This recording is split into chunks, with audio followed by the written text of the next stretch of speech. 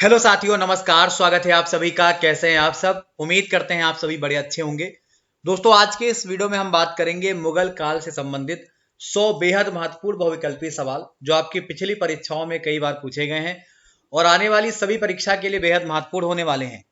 इन सवालों को हम भाग 4 तक ले जाएंगे। भाग 1, भाग 2, भाग 3 और भाग 4 में कंप्लीट करेंगे और उनका डिटेल भी आपको बताने का पूरा प्रयास करेंगे।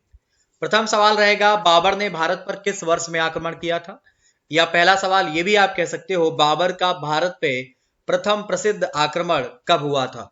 तो ये आपका 1526 है, जिसको आप लोग पानीपत के पहले युद्ध के रूप में जानते हो, जिसमें बाबर सामना करते हैं इब्राहिम लोदी का और इब्राहिम लोदी की एक बड़ी सेना को ये पराजित कर देते हैं।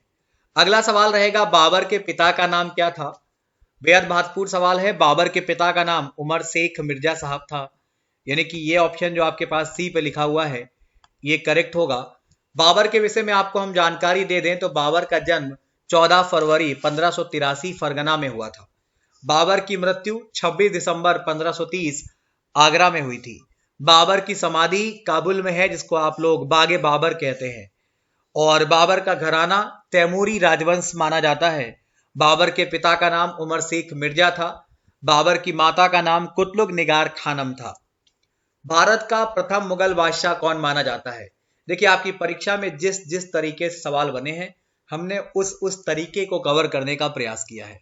तो भारत का प्रथम मुगल बादशाह बाबर कहा जाता है, चूंकि आपको मैंने बता रखा है कि पानीपत के पहले युद्ध में ये आपके लोदी वंश का खात्मा कर देते हैं और खात्मा करने के बाद एक नए वंश का उदय होता है, मुगल वंश। और मुगल वंश के पहले राजा यही कहे जाते हैं। पानीपत की प्रथम लड़ाई किस वर्ष में लड़ी गई थी? बेहद इंपॉर्टेंट रहेगा। तो याद रखिएगा, पानीपत का जो पहला युद्ध है वो 21 अप्रैल 1526 को लड़ा गया था और इस युद्ध ने जो है वो मुगल वंश को जन्म दिया। इस युद्ध से ही मुगल वंश की स्थापना हुई। बहुत इंपॉर्टेंट रहेगा। या उन पहली लड़ाइयों में से है जिसमें बारूद, आग्नेय शास्त्रों और मैदानी तोपों का प्रयोग भी किया गया। तो ये भी आपको याद रखना है। और यहां पे जो आपका जवाब होगा वो 1526 होगा। 21 अप्रैल तो आपको जानकारी होगी ही। चंदेरी का युद्ध कब हुआ था? तो चंदेरी का जो युद्ध है वो 29 जनवरी 1528 में हुआ था। कब हुआ था? 29 जनवरी 1528 में हुआ था। और ये भी आपके लिए महत्वपूर्ण है।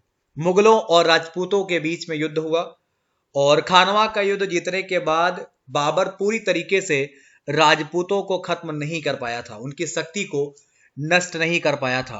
परंतु इस युद्ध को जीतने के बाद उसने ये कारनामा पूरी तरीके से कर लिया।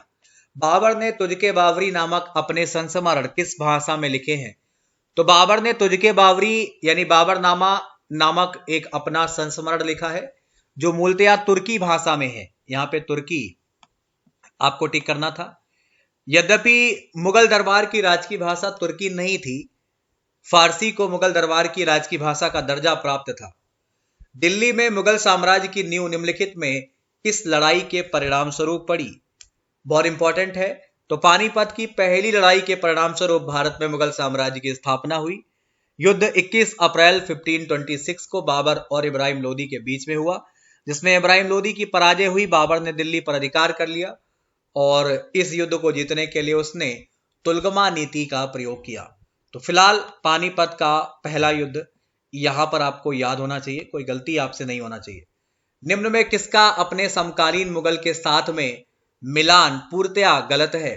तो पृथ्वीराज चौहान आपके पृथ्वीराज चौहान जो यहाँ पे हैं वो आपके 12वीं सदी के खिलाड़ी हैं या 12वीं सदी के राजा हैं, जबकि आप अकबर को जानते हैं। अकबर की कहानी 16वीं सदी और 17वीं सदी की मानी जाती है। तो इस तरीके से अगर हम देखेंगे तो आपके जो अकबर हैं और पृथ्वीराज चौहान हैं, ये आपका जो तालमेल है वो बिल्कुल भी गलत है। बाकी सारे तालमेल यहाँ पे सही हो सकते हैं। भारत में सबसे पहले तोपखाने का प्रयोग किसके द्वारा किया गया? तो भारत में सबसे पहले तोपखाने का प्रयोग बाबर के द्वारा किया गया था। अभी थोड़ी देर पहले ही मैंने इस सवाल को स्पष्ट भी किया है। तो बाबर के द्वारा किया गया था। बाबर ने मुगल वंश की स्थापना की थी। बाबर को मुबैया नामक पद्यशैली का जन्मदाता भी कहा जाता है और बाबर ने पानीपत का पहला युद्ध जीतने के बाद कलंदर की उपाधि धारण की थी। खानवा के युद्ध में बाबर द्वारा पराजित किया जाने वाला राजपूत कौन था? खानवा का युद्ध 1527 में मुगल शासक और मेवाड़ के राणा सांगा के मध्य में हुआ था। इस युद्ध में बाबर जीतता है। इस युद्ध में ही जिहाद का नारा दिया गया था। तो यहाँ पे आपका जो आंसर होगा वो राणा सांगा होगा, जो कि आपको याद रखना है, जो कि आपके एग्जाम के लिए जरूरी है। बाबर की मृत्यु कहां हुई थी? आगरा, काबुल, लाहौर, दिल्ली। ये आपके लिए इंपॉर्टेंट रहेगा। बाबर की मृत्यु कहां हुई थी? तो बाबर की मृत्यु जो है वो 26 दिसंबर 1530 को आगरा में हुई थी। कहां पे? आगरा में हुई थी। ये आपको ठीक से याद रखना है, इसको आप बिल्कुल भी भूलेंगे नहीं। ठीक है भाई। और प्रारंभ में इसे नूर अफगान यानी आराम बाग में दफनाया गया था, परंतु बाद में उसे काबुल में उसके द्वारा चुने गए स्थान पर दफनाया गया। तो जो चीजें आपको सब अच्छे से याद रखनी है, इन चीजों को आप बिल्कुल भी भूलेंगे नहीं। अगला सवाल रहेगा, पुराना किला किसके द्वारा बनवाया गया था? बहुत इंपॉर्टेंट रहेगा। पुराना किला जो है वह किसके द्वारा बनवाया गया था? तो ये सब आपके लिए बड़ा इंपॉर्टेंट है। आपको अगर जानकारी नहीं है तो दिल्ली में पुराना किला का निर्माण हुमायूं के द्वारा 1533 से 38 के मध्य करवाया गया था। शेरशाह द्वारा दिल्ली पर अधिकार करने के बाद इस किले में कई स्मारकों का निर्माण करवाया गया तथा इस किले का नाम शेरगढ़ कर दिया गया। तो इसके निर्माण का जो श्रेय है वो यहाँ पर शेरशाह सूरी को जाता है, क्योंकि शेरशाह सूरी ने हुमायूं को पराजित कर दिया था। 1540 में किस युद्ध के पश्चात हुमायूं को हिंदुस्तान छोड़ देना पड़ा? अच्छा सवाल रहेगा। आपको मालूम है चौसा का युद्ध 1539 में हुआ। उसके कुछ समय पश्चात एक युद्ध होता है जिसको आप कन्नौज का युद्ध कहते हैं, और ये 1540 में होता है। और यहाँ पर हुमायूं को पूरी तरीके से भारत छोड़ देना पड़ता है। तो यहाँ पे आपका उत्तर जो होगा उसे कन्नौज या बिलग्राम का युद्ध भी कहते हैं, और ये आपको याद रखना है, भूलना नहीं है।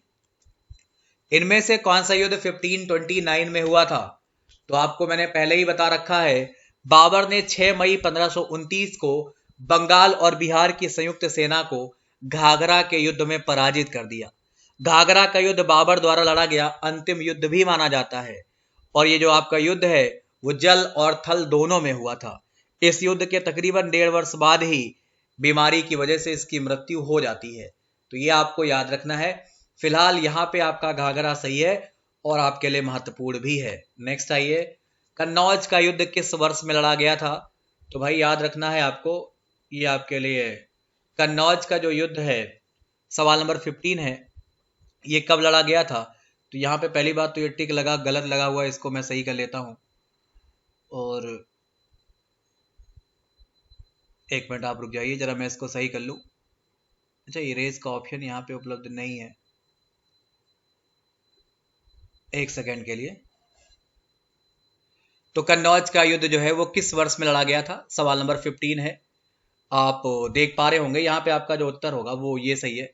1540 में लड़ा गया था ये, 1540 में लड़ा गया था ये, और ये आपके लिए काफी महत्वपूर्ण है। मैंने पहले ही इस पर बातचीत आपको कर रखी है। दिल्ली में हुमायूं का मकबरा किसके द्वारा बनवाया गया था? दिल्ली में हुमायूं का मकबरा हुमायूं की प्रिय पत्नी हाजी बेगम ने बनवाया था।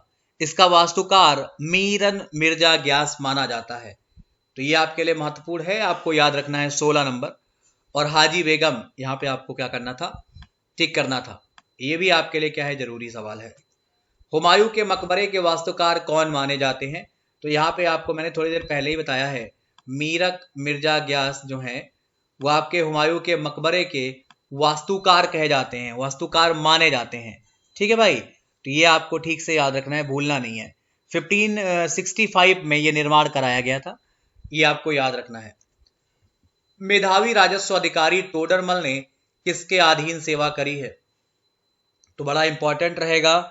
टोडरमल अकबर के नौरत्नों में से एक थे। टोडरमल का जन्म लहरपुर में हुआ था। वे सीतापुर जिले में स्थित, ये जो आपका लहरपुर है वो सीतापुर जिले में स्थित है। और आपको मैं बता दूं कि अकबर के समय से जो प्रारंभ, पहले की बात अगर हम करेंगे तो ये शेरशाह के दरबार में हुआ करते थे। ठीक है भैया, तो टोडरमल ने इनमें से अगर हम बात करेंगे शेरशाह सूरी के दरबार में अपनी सेवा प्रदान करी है।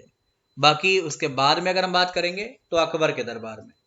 अकबर कितने वर्ष की आयु में सम्राट बनते हैं? अकबर कितने वर्ष की अवस्था में? तो अकबर लगभग 13 साल 4 महीने के थे जब ये राजा बनते हैं। तो यहाँ पे आपके पास जो ऑप्शन है उसके आधार पर आपको 13 ही टिक करना पड़ेगा, क्योंकि यही सही माना जाएगा। ठीक है भाई, आप इसे याद रखिएगा। कालानौर में राज्याभिषेक के समय अकबर की अवस्था कितने वर्ष की थी? तो कालानौर में राज्याभिषेक के समय अकबर की अवस्था तकरीबन 13 वर्ष की थी। कितनी थी?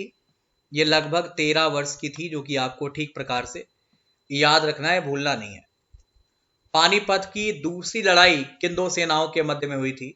पानीपत का जो सेकंड युद्ध है, अच्छा सवाल है। पहली बात तो ये जानिए कि पानीपत का सेकंड युद्ध 5 नवंबर 1556 को अकबर और बैरम खां के, नहीं, अकबर के सहयोगी थे बैरम खां, यानी बैरम खां और हेमू के मध्य में लड़ा गया था। हेमू पराजित होता है और पकड़ा जाता है, बैरम खां उसका सर काट देता है। तो फिलहाल यहाँ पे जो आपका आंसर माने वो क्या मानना पड़ेगा हमें? अकबर और हेमू के मध्य में। ठीक है भाई, क्या मानना पड़ेगा हमें? अकबर और हेमू के मध्य में। ये आपके लिए जरूरी सवाल भी है और आप इसे याद रखेंगे तो अच्छा है।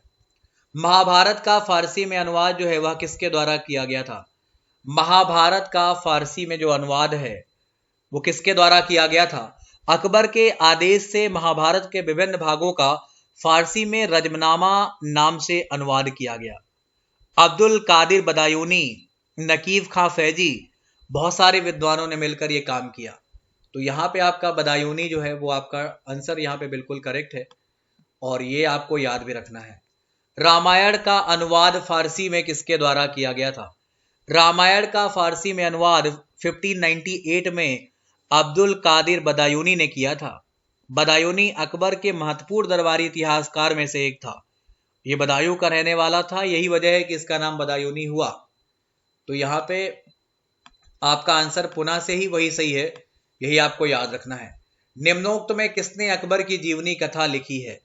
24 नंबर रहेगा और अच्छा सवाल है। अबुल फजल, जो कि मुगल सम्राट अकबर के प्रधानमंत्री और उनके दरबारों में नौरत्नों में से एक थे। तो यहाँ पे आपका जो उत्तर होगा, इन्होंने अकबरनामा पुस्तक की रचना करी है। यहाँ पे आपको अबुल फजल क्या कर लेना है? सही कर लेना है और आपके लिए काफी महत्वपूर्ण सवाल भी है, इस वजह से आप इसको जरूर याद रखिएगा। आईने अकबरी पुस्तक का लेखक कौन माना जाता है? तो बड़ा इंपॉर्टेंट रहेगा ये सवाल भी। आईने अकबरी एक 16वीं शताब्दी की पुस्तक है या ग्रंथ है। इसकी रचना अकबर के ही एक दरबारी कवि अबुल फजल के द्वारा की गई थी। तो यहाँ पर भी आपको जो आंसर देना है वो अबुल फजल ही देना है और ये आपके एग्जाम के लिए बहुत ज्यादा महत्वपूर्ण है, बहुत ज्यादा जरूरी है। तो ये आपके पहले पार्ट के 25 महत्वपूर्ण सवाल हमने आपको दे रखे हैं और इसके अतिरिक्त में अगर आपने अभी तक अनअकैडमी ज्वाइन नहीं किया है तो जरूर ज्वाइन कर लें। नीचे वीडियो के डिस्क्रिप्शन में आपको एक लिंक मिलेगा जहां से आप मुझे फॉलो कर सकते हैं। वहां पे आपके सामने बहुत सारे बैच स्टार्ट हो रहे हैं, बहुत सारे बैच खत्म हो चुके हैं, तो आप उनकी रिकॉर्डिंग देख सकते हैं, नए बैच को इनरोल कर सकते हैं।